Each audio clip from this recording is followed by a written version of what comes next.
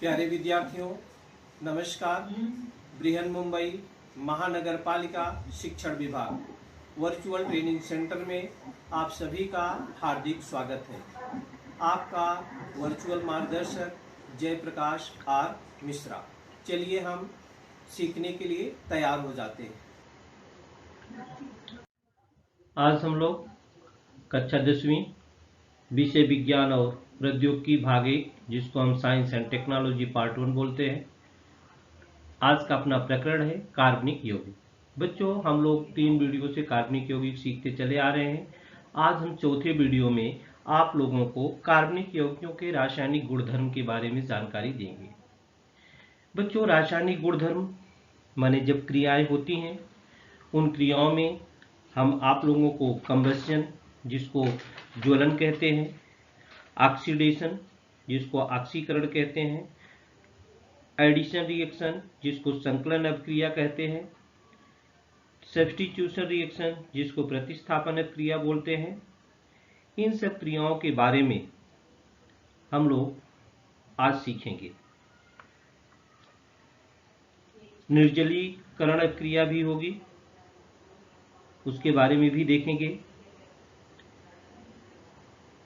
और उसके साथ साथ इथेनॉल और इथेनोइक अम्ल के भी रासायनिक गुणधर्म क्या होते हैं, इस वीडियो में हम लोग सीखेंगे। अपने पाठ में क्या क्या है, क्या क्या हम सीख चुके हैं कार्बनिक यौगिक में। हम लोग पहले वीडियो में कार्बन यौगिकों के बंध, कार्बन एक अद्वितीय तत्व, ये दोनों टॉपिक हम लोगों ने सीखा था। तीसरे वीडियो में हाइड्रोकार्बन समूह और सजातीय श्रेणी, इसके बारे में हम लोगों ने सीखा था दूसरे वीडियो में। तीसरे वीडियो हम लोगों ने कार्बनिक यौगिकों का नामकरण के बारे में सीखा था, और चौथे वीडियो में आज हम कार्बनिक यौगिकों के रासायनिक गुणधर्म के बारे में सीखेंगे। बच्चों, और भी एक टॉपिक है महाअणु और बहुलक, लेकिन इस साल इस पाठ्यक्रम से बाहर कर दिया गया है, माने उससे प्रश्न नहीं पूछे जाएंगे। तो आज हम लोग कार्बनिक यौगिकों के रासायनिक गुणधर्म के बारे में, chemical properties of carbon compound, कार्बनिक यौगिकों की नामकरण पद्धतियां हम लोगों ने इसके पहले वीडियो में सीखा था। उसमें सामान्य नामकरण पद्धति थी और IUPAC नामकरण पद्धति थी। दो पद्धतियों में हमने कैसे उसका संरचना सूत्र होता है और किस प्रकार से उसका नामकरण किया जाता है, ये सब के बारे में हम लोगों ने सीखा था। तो चलते हैं कार्बनिक यौगिकों के रासायनिक गुणधर्म के बारे में। सबसे पहला जो है बच्चों, ज्वलन, जिसको हम इंग्लिश में कंबस्शन बोलते हैं। कार्बनिक यौगिकों के रासायनिक गुणधर्म में सर्वप्रथम आता है ज्वलन। ज्वलन जो होता है बच्चों, माने कार्बन को आप सभी जानते हैं, किसी को भी जलाने के लिए ऑक्सीजन की आवश्यकता होती है। बिना ऑक्सीजन के कोई भी चीज जलता नहीं है। आप लकड़ी जलाते, कोई भी ईंधन जलाते, सब में ऑक्सीजन की आवश्यकता होती है। कार्बन और ऑक्सीजन जब जलते हैं, कार्बन C और ऑक्सीजन O2 जब जलते हैं तो उसका ज्वलन हो करके उसमें से ऊष्मा भी निकलती है और प्रकाश भी निकलता है और कार्बन डाइऑक्साइड गैस बनती है। हाइड्रोकार्बन उसी प्रकार से कार्बन के अधिकांश यौगिकों का ऑक्सीजन की उपस्थिति में ज्वलन होने पर ऊष्मा और प्रकाश बाहर निकलते हैं। कार्बन डाइऑक्साइड और पानी ये सामान्य उत्पाद बनते हैं। तो कुछ अभिक्रियाएं हम आपको दिखाएंगे। यहाँ लिखा है कार्बन के अधिकांश यौगिकों का ऑक्सीजन की उपस्थिति में ज्वलन होने पर ऊष्मा और प्रकाश बाहर निकलते हैं और कार्बन डाइऑक्साइड तथा पानी ये सामान्य उत्पाद बनते हैं। ये देखिए, C कार्बन है, O2 ऑक्सीजन है, C + O2 = CO2 carbon dioxide plus ऊष्मा और प्रकाश, उष्णता और प्रकाश लिखा है, जिस ऊष्मा और प्रकाश निकलता है। यहाँ पर ये CH4 जिसको मीथेन पढ़ते हैं, मीथेन भी ऑक्सीजन के साथ क्रिया करता है, तो कार्बन डाइऑक्साइड, पानी और ऊष्मा और प्रकाश जो होता है ये प्राप्त होता है। उसी प्रकार से इथेनॉल है, CH3CH2OH इथेनॉल है। इथेनॉल भी ऑक्सीजन के साथ जब संयोग करता है तो कार्बन डाइऑक्साइड प्लस पानी और ऊष्मा और प्रकाश जो होता है वो प्राप्त होता है। आपने कार्बन देखा ऑक्सीजन के साथ अपक्रिया, मीथेन का ऑक्सीजन के साथ अपक्रिया और इथेनॉल का ऑक्सीजन के साथ क्रिया। इसी प्रकार से ये देखिए नेफ्थलीन है। इथेनॉल यह संतृप्त संतृप्त कार्बनिक यौगिक है और नेफ्थलीन यह असंतृप्त कार्बनिक यौगिक है। सैचुरेटेड और अनसैचुरेटेड हमने बताया था बच्चों। सामान्यतः संतृप्त कार्बनिक यौगिक जलते समय नीली ज्योति से जलते हैं।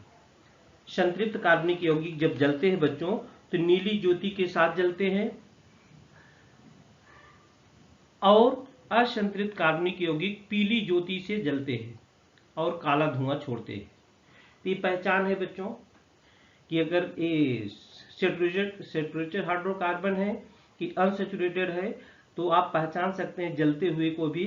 अगर नीली ज्वाला के साथ जल रहा है तो सैचुरेटेड हाइड्रोकार्बन है, और पीली ज्योति से जल रहा है और काला धुआं छोड़ रहा है तो अनसैचुरेटेड हाइड्रोकार्बन है। बहुत सारी चीजें जलती रहती है, तो आप उसमें निरीक्षण करके देख सकते हैं कि सैचुरेटेड हाइड्रोकार्बन है कि अनसैचुरेटेड हाइड्रोकार्बन है।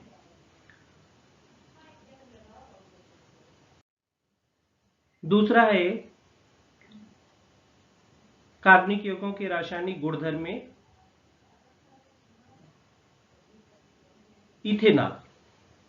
जब इथेनॉल और ये देखिए नेफ्थलीन, इथेनॉल और नेफ्थलीन, ये है नेफ्थलीन जब जल रहा है, देखिए ये दिखाया गया है, और ये घरखुदी गैस जो एलपीजी गैस जलती है वो देखिए नीले ज्वाली के साथ जल रही है। आपके घर में जो गैस जलती है बच्चों, अगर तो आप पहचान सकते हैं कि सैचुरेटेड है कि अनसैचुरेटेड है। इथेनॉल यह संतृप्त कार्बनिक यौगिक है और नेफ्थलीन क्या है, ये देखिए पीली ज्वाला के साथ जल रहा है, तो पीली ज्वाला के साथ जल रहा है तो असंतृप्त है, और ये देखिए नीली ज्वाला के साथ जल रहा है तो संतृप्त है, माने सैचुरेटेड है। तो बच्चों आप इस प्रकार से आपके घर में जो गैस जलती है वो सैचुरेटेड कार्बन है। एलपीजी जो जलती है वो सैचुरेटेड है। वो क्या है, सैचुरेटेड। ये एलपीजी है, देखिए एलपीजी, उसमें ब्यूटेन और ये प्रोपेन के गुणधर्म दिखा रहा है। इस प्रकार से आप उसको पहचान सकते हैं सैचुरेटेड है कि अनसैचुरेटेड है। दूसरा जो है ऑक्सीडेशन, जिसको ऑक्सीकरण बोलते हैं बच्चों। ऑक्सीडेशन, ऑक्सीडेशन क्या है, कार्बनिक यौगिक जब हवा में जलते हैं तो जो हवा में स्थित होती है ऑक्सीजन, ऑक्सीजन के साथ सरलता से संयोग करके वो जलने लगता है। ये सब लोगों ने देखा है कि बिना ऑक्सीजन के कुछ भी चीज जलने वाला नहीं है। उसमें होता क्या है बच्चों, ज्वलन क्रिया में कार्बनिक यौगिकों के अणुओं में स्थित सभी रासायनिक बंध क्या होते हैं, टूटकर कार्बन डाइऑक्साइड और H2 ये उत्पाद बनाते हैं। जब वो टूटते हैं तो देखिए जैसे मीथेन है और ऑक्सीजन के साथ ही क्रिया कर रहा है तो कार्बन डाइऑक्साइड और क्या बनाता है, H2O बनाता है। और अर्थात ज्वलन क्रिया में होता क्या है कि कार्बनिक यौगिकों का पूर्णतः क्या होता है, ऑक्सीकरण होता है। ऑक्सीजन के स्रोत के रूप में कुछ रासायनिक पदार्थों का भी उपयोग होता है। जो पदार्थ अन्य पदार्थों को ऑक्सीजन दे सकते हैं उन्हें हम ऑक्सीकारक या ऑक्सीडक कहते हैं। जो पदार्थ अन्य पदार्थों को क्या करते हैं, ऑक्सीजन दे सकते हैं, उन्हें हम ऑक्सीकारक या ऑक्सीडक कहते हैं। उसमें है उदाहरण, ये देखिए ऑक्सीडेशन और रिडक्शन क्रिया यहां पर दिखाई दे रही है। इसमें है पोटेशियम परमैंगनेट, पोटेशियम परमैंगनेट और पोटेशियम डाइक्रोमेट। ये अधिकतर उपयोग में लाए जाने वाले ऑक्सीकारक यौगिक हैं। ऑक्सीकारक यौगिक कौन कौन से बच्चों, पोटेशियम परमैंगनेट और पोटेशियम डाइक्रोमेट।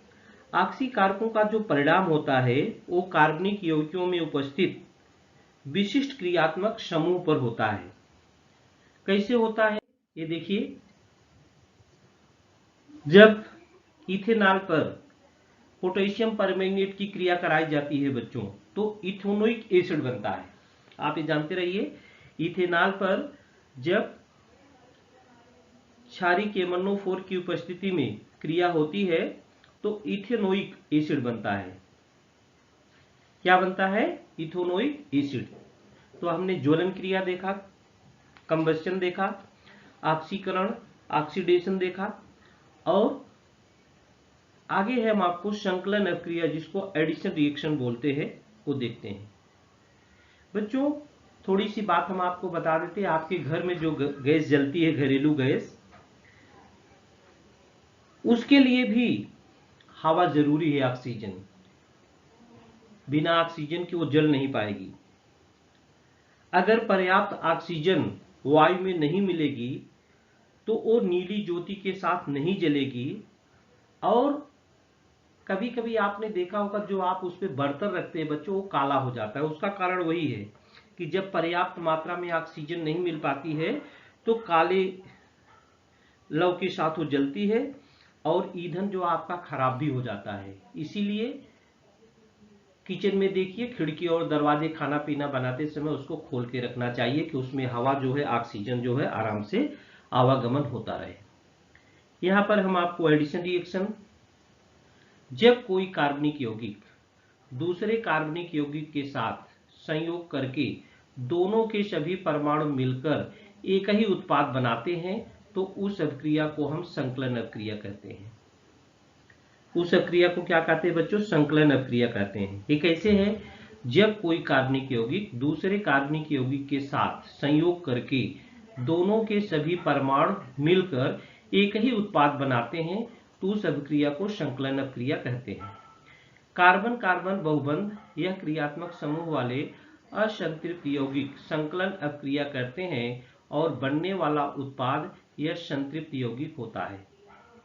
बनने वाला उत्पाद क्या होता है? संतृप्त यौगिक होता है।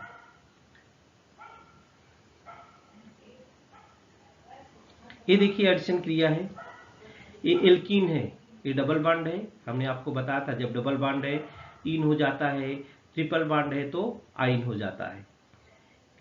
कार्बन कार्बन या बहुबंध एक क्रियात्मक समूह, एक क्रियात्मक समूह है, असंतृप्त यौगिक है।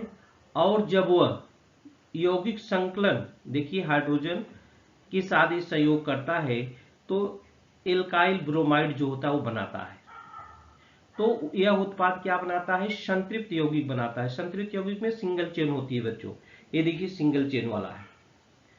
संतृप्त यौगिक पहचाने, असंतृप्त संतृप्त हमने पहचान बताया था कि डबल बॉन्ड से थर्ड बॉन्ड ट्रिपल बॉन्ड रहता है तो असंतृप्त हो जाता है, सिंगल चेन रहता है तो संतृप्त हो जाता है। इस प्रकार से क्रिया होती है और ये बनता है। देखिए ये असंतृप्त है, एडिशन की क्रिया हुई, ये क्या हो गया? संतृप्त हो जाता है। यहाँ लिखा है असंतृप्त यौगिक संकलन अभिक्रिया करते हैं और बनने वाला उत्पाद संतृप्त यौगिक, इसको क्या बोलते हैं? संतृप्त यौगिक बोलते हैं। किसी भी के साथ क्रिया करके आप लिख करके इसको देख सकते हैं। आगे चौथा जो रिएक्शन है सब्स्टिट्यूशन रिएक्शन, प्रतिस्थापन अभिक्रिया। प्रतिस्थापन अभिक्रिया, CH और CC माने कार्बन हाइड्रोजन रहेगा। जब अभिकारक के एक प्रकार के परमाणु समूह का स्थान दूसरे प्रकार का परमाणु समूह लेता है तो उस अभिक्रिया को प्रतिस्थापन अभिक्रिया कहते हैं। उस अभिक्रिया को क्या कहते हैं? प्रतिस्थापन अभिक्रिया कहते हैं। इसका कुछ उदाहरण आप देखिए, जैसे मीथेन है, मीथेन क्लोरीन के साथ अभिक्रिया करके सूर्य के प्रकाश में उपस्थित, एक क्रिया होती किसमें? सूर्य के प्रकाश में, तो बनता है CH3Cl प्लस HCl बनता है, CH3Cl प्लस HCl बनता है। यहां पर यही CH3Cl एक क्लोरीन से क्रिया करके CH2Cl2 डाइक्लोरोमीथेन और HCl बनाता है। यही देखो, यही डाइक्लोरोमीथेन CH2Cl2 ये भी क्लोरीन के साथ अब क्रिया करके ट्राइक्लोरोमीथेन बनाता है, CH3 और प्लस HCl बनता है। यही ट्राइक्लोरोमीथेन है, देखिए ट्राइक्लोरोमीथेन फिर क्लोरीन से जब क्रिया करता है CHCl3 तो टेट्रा CCl4, इसको पढ़ते हैं टेट्राक्लोरोमीथेन बनाता है और प्लस HCl बनाता है। प्लस क्या बनाता है? HCl। अल्केन के उच्च समवायों से क्लोरोनीकरण अपक्रिया में ये बड़ी संख्या में उत्पाद बनते हैं। बड़ी संख्या में क्या करते हैं? उत्पाद बनते हैं। एल्केन के उच्च समवायों से क्लोरोनीकरण अपक्रिया में बड़ी संख्या में उत्पाद बनते हैं। अभी महत्वपूर्ण कार्बनिक यौगिक जो हम आपको बताएंगे, इथेनॉल और इथेनोइक अम्ल। इथेनॉल और इथेनोइक अम्ल ये दोनों व्यापारिक महत्व वाले कार्बनिक यौगिक हैं।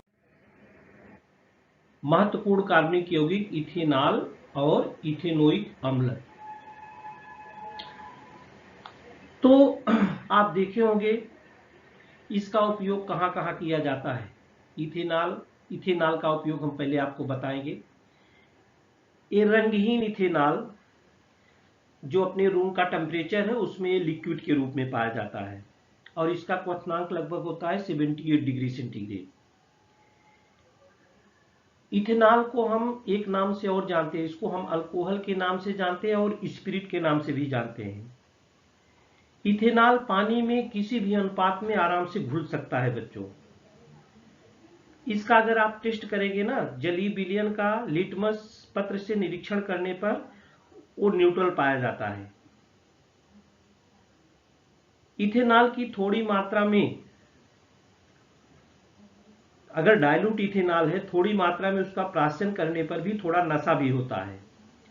मद्य प्राशन निषेध माना जाता है। किसी भी समाज में मद्य निषेध उसका बुरा असर पड़ता है बच्चों। मद्य निषेध अनेक प्रकार से अपने स्वास्थ्य के लिए हानिकारक भी होता है। हमारी तंत्रिकाएं खराब हो जाती हैं, हमारे चयापचय प्रक्रिया पर प्रतिकूल प्रभाव पड़ता है। शुद्ध जो इथेनॉल होता है, जिसको हम एब्सोल्यूट अल्कोहल बोलते हैं, उसको आप थोड़ा सा भी पिए तो आपकी मृत्यु भी हो सकती है बच्चों। आप आए दिन सुने होंगे कि जहरीली शराब पी लिया और वो आदमी मर गया, तो यही सब होता है। लेकिन इथेनॉल क्या है? एक उत्तम विलायक है, पानी में आराम से घुलता है। उसका जो उपयोग है, टिंचर, आयोडीन, खांसी का मिश्रण, आप जो भी लेते जाते हैं बाजार में दवा वगैरह, उसमें उसकी कुछ न कुछ मात्रा रहती है। मतलब अल्कोहल की कुछ न कुछ मात्रा होती है, 2%, 5%, 10% ऐसा रहता है। इसका रासायनिक गुणधर्म क्या है? ये देखिए, इथेनॉल का उपयोग कहाँ कहाँ किया जाता है। हर जगह इसका उपयोग किया जाता है। Ethanol production, recovery and uses, दवा से लेकर घर के सामानों तक जितना भी आप यूज करते हैं, कुछ न कुछ उसमें इथेनॉल की मात्रा उसमें रहती है।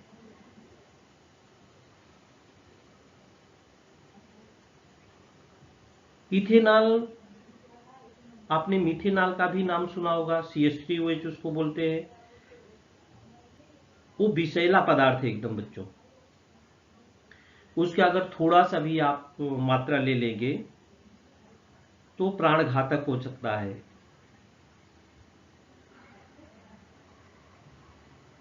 इथेनॉल एक महत्वपूर्ण औद्योगिक विलायक का दुरुपयोग टालने के लिए उसमें मीथेनॉल का विषैला द्रव मिलाते हैं।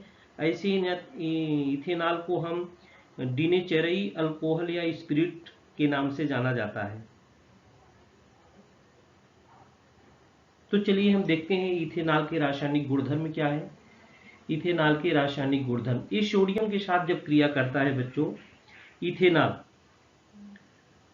इथेनॉल मतलब इसका सूत्र है CH3CH2OH।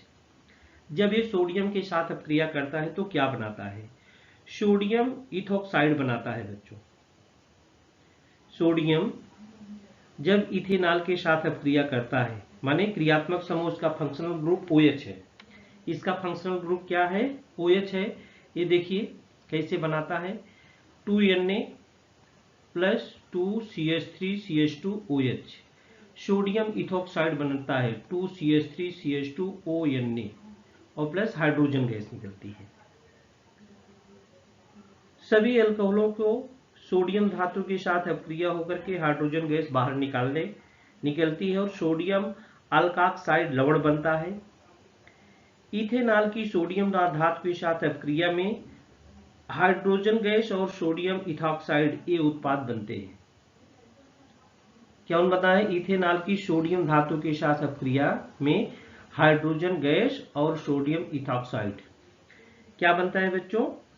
हाइड्रोजन गैस बनती है और सोडियम इथॉक्साइड बनता है।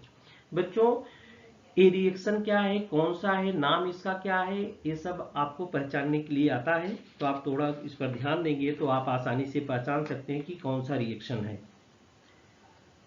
सोडियम के साथ अपक्रिया है। दूसरी जो अपक्रिया है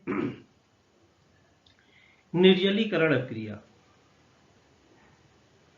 निर्जलीय अपक्रिया में ये सांद्र सल्फ्यूरिक एसिड की उपस्थिति में लगभग 170 डिग्री सेंटीग्रेड तापमान पर अगर इथेनॉल को आप गर्म करते हैं तो उसके अणु में से पानी का एक अणु बाहर निकलता है और इथीन माने असंतृप्त यौगिक बनाता है। देखिए, अतिरिक्त सांद्र सल्फ्यूरिक अम्ल के साथ 1700 डिग्री सेंटीग्रेड तापमान पर इथेनॉल को गर्म करने पर उसके एक अणु में से पानी का एक अणु बाहर निकल जाता है और इथीन या असंतृप्त यौगिक बनाता है, अनसैचुरेटेड कार्बन यौगिक बनाता है। जैसे देखिए क्रिया है ये CH3CH2OH इस 170 डिग्री सेंटीग्रेड तापमान पर और सांद्र सल्फ्यूरिक अम्ल H2SO4 की उपस्थिति में क्या बनाता है बच्चों? ये इथीन बनाता है। CH2CH2 इसको बोलेंगे इथीन। CH2 ये डबल बॉन्ड है। ऐसे तो इसको हम डबल क्या है एथेन पढ़ते, इसका मोन है एल्केन है, लेकिन यहाँ हाइड्रोजन की कम है और डबल बॉन्ड हो गया है। डबल बॉन्ड है तो क्या पढ़ेंगे? इथीन। और यही ट्रिपल बॉन्ड होता तो क्या पढ़ते बच्चों? इथाइन पढ़ते। और एक H2O देखिए, एक H2O माने पानी का एक अणु से क्या होता है? बाहर निकल जाता है। पानी का एक अणु क्या होता है? बाहर निकल जाता है। अल्कोहल भी एक समझो ईंधन होता है बच्चों। अल्कोहल आप चीनी मिल में गए होंगे कभी, या चीनी मिल रोड पे जाते हुए भी आपने देखा होगा। गन्ना उसमें जाता है और उसकी शक्कर बनती है बच्चों। तो गन्ना या वनस्पति सौर ऊर्जा का रासायनिक ऊर्जा में अत्यंत कार्य क्षमता से रूपांतरण करती है। गन्ने के रस से जब शक्कर बनाते समय जो अनुपयोगी गुड़ रस बनता है उसके किण्वन से अल्कोहल प्राप्त होता है। पर्याप्त हवा में ज्वलन होने पर इथेनॉल से केवल कार्बन डाइऑक्साइड और पानी ये उत्पाद बनते हैं। इस प्रकार से इथेनॉल का यह एक स्वच्छ ईंधन है। इसके कारण कुछ देशों में पेट्रोल की कार्य क्षमता बढ़ाने के लिए उसमें यह मिलाया जाता है। ऐसे ईंधन को हम गैसोहोल कहते हैं बच्चों। ऐसे ईंधन को क्या कहते हैं? गैसोहोल। ये तो हुआ आप किसके बारे में पढ़ रहे थे? इथेनॉल के बारे में पढ़ रहे थे। दूसरा था, क्या था दूसरा? इथेनोइक अम्ल। इथेनोइक अम्ल क्या है बच्चों? इथेनोइक अम्ल ये देखिए CH3COH ये है इथेनोइक अम्ल। इथेनोइक अम्ल यह रंगहीन द्रव होकर उसका क्वथनांक 1180 डिग्री सेंटीग्रेड 118 डिग्री सेंटीग्रेड। इसका क्वथनांक क्या है? 180 डिग्री सेंटीग्रेड है। 118 डिग्री सेंटीग्रेड है। देखो थोड़ा सा इधर उधर लिखा गया है। 118 डिग्री सेंटीग्रेड है। सामान्यतः इथेनोइक अम्ल को एस्टिक अम्ल भी कहते हैं।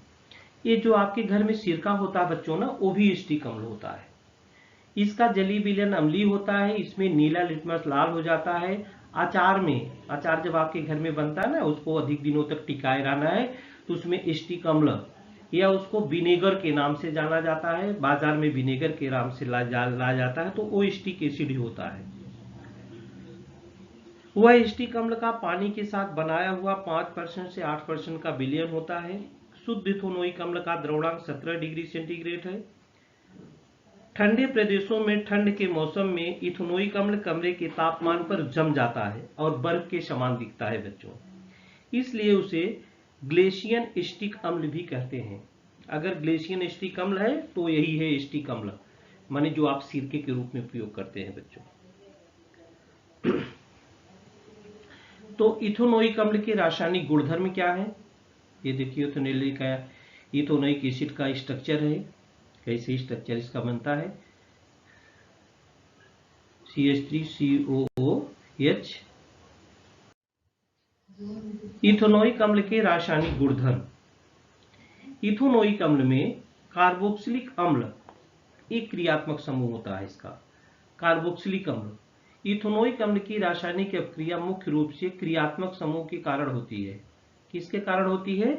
क्रियात्मक समूह के कारण। जब ये क्षार के साथ अपक्रिया करता है बच्चों, क्षार के साथ अपक्रिया देखिए, और वो भी तीव्र क्षार के साथ अपक्रिया। अम्ल जो CH3COH ये कैसे क्रिया करता है? NaOH के साथ सोडियम हाइड्रोक्साइड के साथ क्रिया करता है, तो लवण बनाता है CH3CONa और +2। तो लवण और पानी बनाता है। लवण और क्या बनाता है? पानी।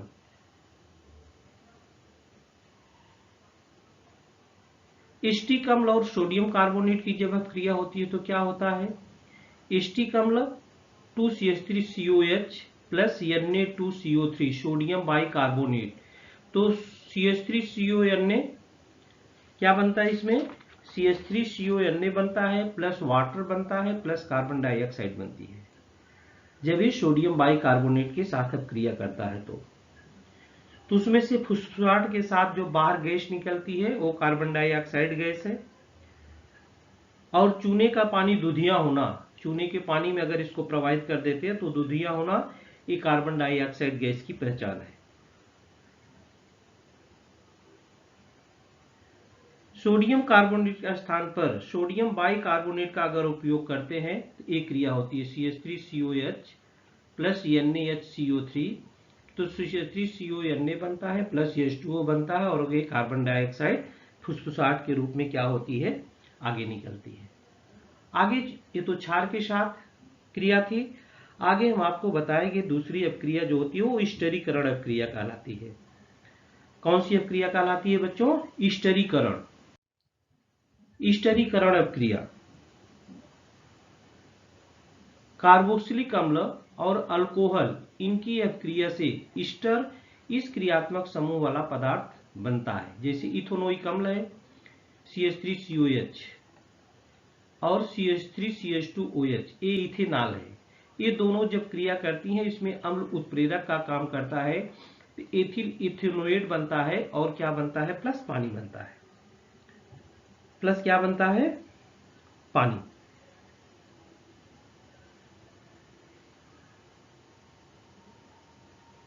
अम्ल उत्प्रेरक की उपस्थिति में इथेनोइक अम्ल इथेनॉल से अपक्रिया करता है और एथिल इथोनाइट या ईस्टर बनाता है। एथिल इथोनाइट क्या है? एक प्रकार का ईस्टर है और पानी बनता है। इसी प्रकार से ईस्टर क्या होता है? जब सोडियम हाइड्रोक्साइड से क्रिया करता है बच्चों। ईस्टर यह मीठी गंध वाला पदार्थ है। बहुत से फलों में होने वाला स्वाद यह उसमें स्थित विशिष्ट ईस्टर के कारण होता है। सुगंधित द्रव्य और स्वाद वाले पदार्थ बनाने के लिए ईस्टर का उपयोग करते हैं। सुगंधित द्रव्य और स्वाद वाले पदार्थ बनाने के लिए हम उसमें ईस्टर का उपयोग करते हैं।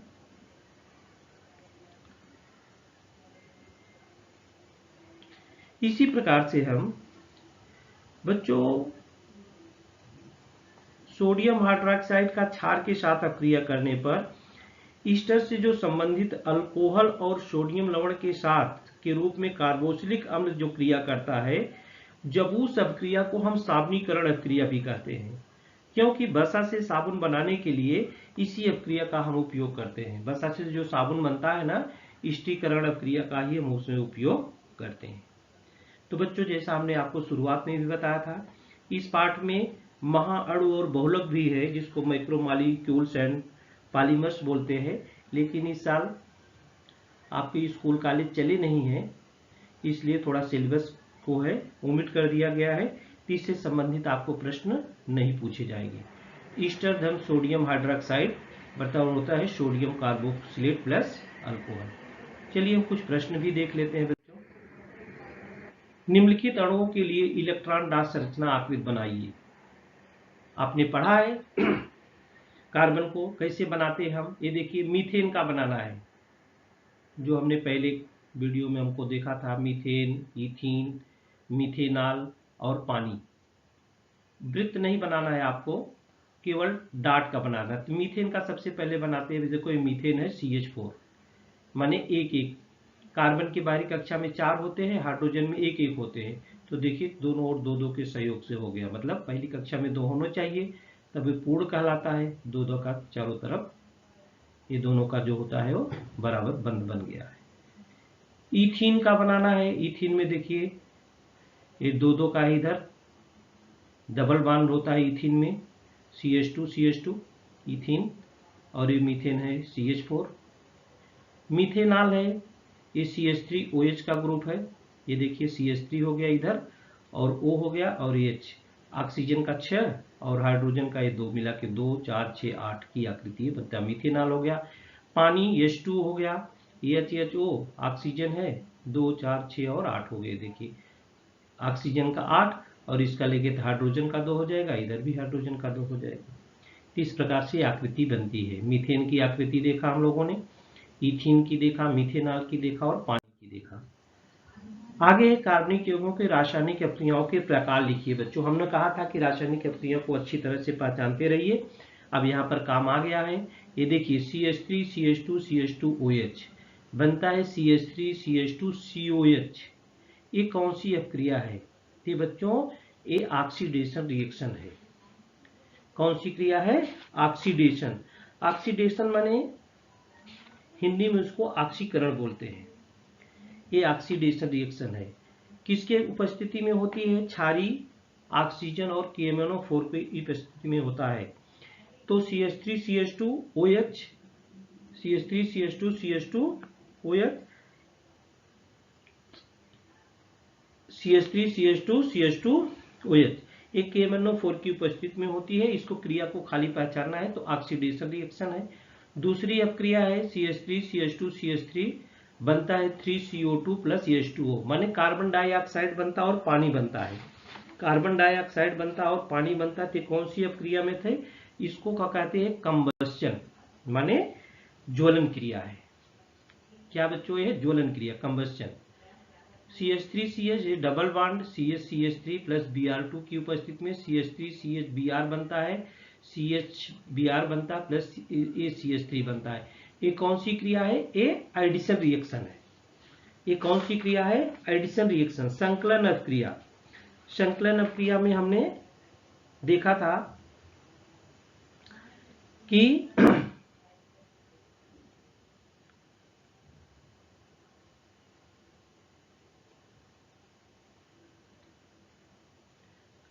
असंतृप्त यौगिक संकलन के हाइड्रोजन के साथ होती है और वो संतृप्त यौगिक जो होता है बनाता है। देखिए असंतृप्त यौगिक डबल अपक्रिया है, इधर सब सिंगल सिंगल मान रहते हैं और संतृप्त हो गई है।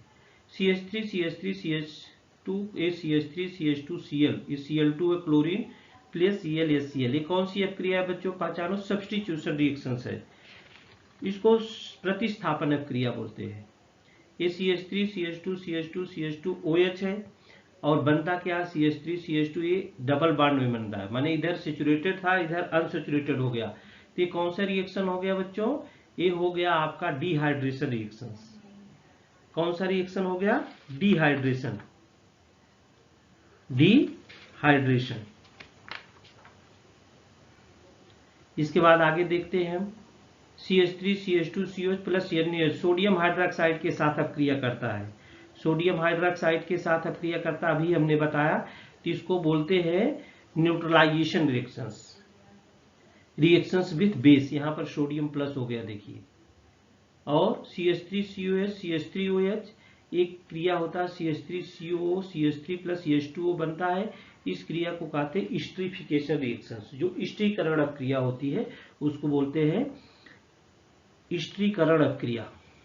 स्टीरीकरण अपक्रिया। तो बच्चों हम लोग किसके बारे में सीख रहे थे आज? हम लोग कार्बन यौगिक में रिएक्शन के बारे में सीख रहे थे। हम लोग कार्बनिक यौगिकों के रासायनिक गुणधर्म, जिसमें हम लोगों ने ज्वलन अपक्रिया, क्या क्या सीखा बच्चों? ज्वलन अपक्रिया सीखा, ऑक्सीकरण अपक्रिया सीखा, संकलन अपक्रिया सीखा, प्रतिस्थापन क्रिया सीखा। इथेनॉल और इथेनोइक अम्ल के रासायनिक गुणधर्म में सोडियम के साथ क्रिया कैसे होती है इसके बारे में देखा। निर्जलीकरण क्रिया देखा और इथेनोइक अम्ल का रासायनिक गुणधर्म क्षार के साथ क्रिया और ईस्टरीकरण क्रिया, ईस्टर और सोडियम हाइड्रोक्साइड जो सोडियम कार्बोक्सिलेट और एल्कोहल बनाते हैं, इसके बारे में हम लोगों ने इस वीडियो में जानकारी लिया। तो बच्चों इस चौथे वीडियो में आज के लिए इतना ही। आगे हम फिर मिलेंगे नए वीडियो के साथ आपसे, तब तक के लिए। प्यारे विद्यार्थियों, हमने जो आज सीखा, हमें पूर्ण विश्वास है आप उसको अच्छी तरह से सीख चुके हैं और उसका आप अच्छी तरह से अभ्यास भी करेंगे। आज के लिए इतना ही। धन्यवाद।